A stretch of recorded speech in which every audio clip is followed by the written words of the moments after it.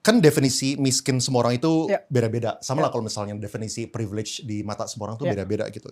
Tapi kalau misalnya dari lu nih, apa menurut lu definisi yang nggak privilege? Oke.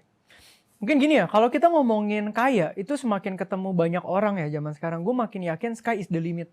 Justru kaya tuh nggak ada batasannya, karena gila deh range harta orang tuh bener-bener bisa membagongkan. Ya nyantai tiba-tiba cerita bisa, kok bisa sekaya itu, gila ya. Apa dia generasi vampir ya, udah 27 generasi diturunin itu harta gitu ya. Nah tapi kalau ngomongin kemiskinan sebenarnya bottom line-nya ada. Kemiskinan absolut yang kita ngomongin ya kayak orang, mungkin orang susah di sini homeless, orang di Afrika segala macam yang susah sampai nggak bisa makan. Tapi kan kita nggak mau ngomongin level itu dan level bottom ya. Jadi kalau gue boleh mewakili nih ya, mungkin yang menengah ke bawah ya, gue bisa ngomong kita tuh udah mulai merasa ada pressure ekonomi ketika ada disfungsional hak dan kewajiban yang terjadi.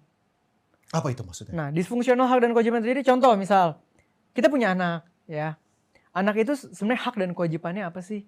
Haknya adalah misalnya mungkin menerima fasilitas pendidikan gitu ya. Kewajibannya apa? Menjalani pendidikan dengan sebaik-baiknya misalnya gitu ya. Tapi ketika kondisi orang di bawah kata cukup, itu tuh bisa disfungsional. Begitu banyak orang yang di masa dia harusnya sekolah, dia harus mikirin cara bayar uang sekolah.